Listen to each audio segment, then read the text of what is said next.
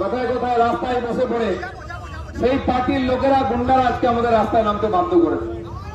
পাড়ায় পাড়া মদঘর মাতাল অ্যান্টি সোশ্যালরা নেতা হচ্ছে, এমএলএ এমপি হচ্ছে, কাউন্সিলর হচ্ছে। তারা আর কিছু না পারুক, রাস্তায় নামে গুন্ডামি করবে, মস্তানি করবে, গাড়ি ভাঙবে, দোকান লুট করবে, বিরোধী কর্মীদের গায়ে হাত দেবে। কারণ তাদের গায়ে তেল হয়েছে। তারা আবাস যোজনার টাকা লুট করে খেয়েছে, জয় জীবন মিশনের টাকা লুট করে খেয়েছে, শৌচালয়ের টাকা খেয়েছে, বাচ্চাদের মিড ডে মিলের টাকাও খেয়ে গায়ে জোর করেছে। সেটা দেখায় লোককে কিনা কত শক্তিশালী আমরা।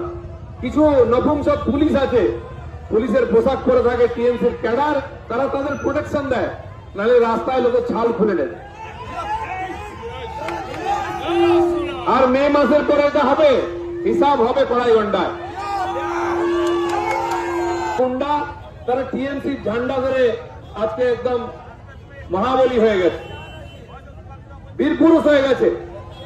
সাধারণ মানুষকে কষ্ট দেয়, আমাদের পার্টির সাধারণ কার্যকর্তার উপরে হামলা করে, এটা এফআইআর হয় না, উল্টো আমাদের উপরে এফআইআর হয়। এই পুলিশ, এই প্রশাসন আর এই গুন্ডা, এই যে রাত আজ পশ্চিমবঙ্গের মানুষ তার বিরুদ্ধে দাঁড়িয়েছে, তাই আমরা পরিবর্তনের শপথ নিয়ে রাস্তায় নেমেছি, পরিবর্তন সংকল্প যাত্রাও করেছি। আমার মনে আছে এই চণ্ডীতলার মোড়ে এই শয়তানগুলো আমার গাড়ি আজকে ঢিল মেরেছিল, লাঠি পেটা করেছিল, কিন্তু দিলীপ ঘোষ চুপ করেনি। আজকে তাদের বুকে পা দাঁড়িয়ে চলে যাচ্ছে। এই জানুয়ারিগুলোর অফিসের সামনে দাঁড়িয়ে আমি চ্যালেঞ্জ করছি, আজ এসছি, দরকার আবার আসবো, তোদের অফিসে ঢুকে টেনে বার করে চৌরাস্তায় পেটাবো। আমরা বলি না, দরকার হলে করি, কিন্তু করার প্রয়োজন নাই।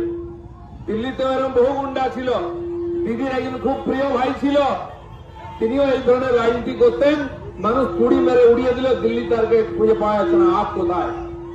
সিপিএম কংগ্রেস এই রাজনীতি করে এসছে, পশ্চিমবাংলার মানুষকে 50 বছর ধরে কষ্ট দিয়েছে, তারা আজকে খুঁজে পাওয়া যায় না। তাই যারা আজকে মানুষের টাকা মেরে মানুষকে চোখ দেখাচ্ছে, তারা যেন মনে রাখে দিন চলে এসছে, পরিবর্তন হবে। তাই এসআইআর এর ভয়ে এসআইআর করতে দিচ্ছে না, সেন্ট্রাল ফোর্সের ভয়ে সেন্ট্রাল ফোর্সকে গালাগালি দিচ্ছে, আর্মিকে গালাগালি দিচ্ছে, সুপ্রিম কোর্ট, নির্বাচন কমিশন, সেন্ট্রাল গভর্নমেন্টকে গালাগালি দিচ্ছে।